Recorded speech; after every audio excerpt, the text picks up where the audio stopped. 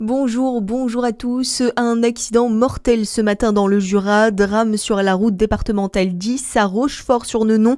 Une voiture a fait une sortie de route. Le conducteur, un jeune homme d'une trentaine d'années, n'a pas survécu. Une enquête est en cours pour déterminer les circonstances exactes de cet accident. Vol de fromage dans le Jura, on apprend le vol de près d'1 tonne de comté et de morbier, volé dans la nuit du 3 au 4 décembre à Ounan. Les cambrioleurs se sont introduits par effraction dans la cave de la fruitière et ont embarqué 25 meules pour un préjudice estimé à près de 10 000 euros. Une enquête pour vol aggravé est en cours menée par la gendarmerie de Dole. La fromagerie a été fragilisée par les pertes liées à la dermatose, doit désormais gérer ce nouveau coup dur. Une visite prestigieuse à Châtillon-sur-Seine. Le prince Albert II de Monaco s'est rendu lundi à l'exposition Marc Bohan, les années Dior. Le directeur artistique de la maison Dior pendant près de 30 ans, Marc Bohan entretenait des liens étroits avec la famille Grimaldi. Il avait résidé à Châtillon-sur-Seine où il est décédé en 2023.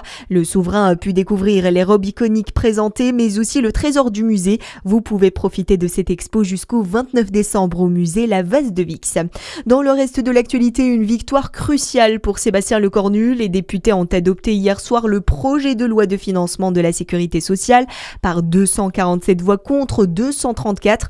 Le Premier ministre a ainsi réussi son pari d'avoir trouvé une majorité favorable sans avoir à dégainer le 49-3. Il a notamment bénéficié de l'apport des votes des députés du Parti socialiste qui avaient obtenu l'ajout dans le texte de la suspension de la réforme des retraites. Mais pour Olivier Faure, le premier secrétaire du PS, en réalité ce budget n'est satisfaisant pour personne. Cette victoire, elle est d'abord celle du Parlement lui-même, qui a su trouver, avec celles et ceux qui sont prêts à rechercher les voies du compromis, de la négociation.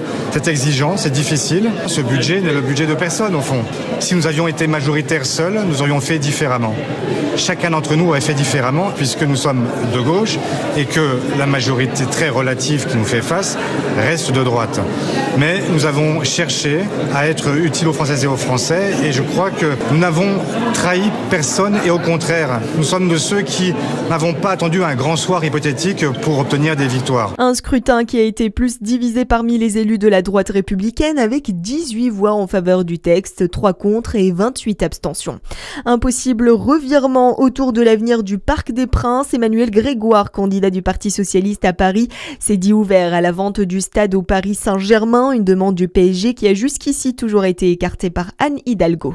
D'ailleurs, le PSG joue ce soir pour la 6e journée de la Ligue des Champions. Paris part défier l'Athletic Bilbao en Espagne à 21h. Hier, Monaco a battu Galatasaray à 1-0. L'OM l'a emporté 3-2 sur la pelouse de l'Union Saint-Gilloise. À suivre votre météo sur Fréquence Plus.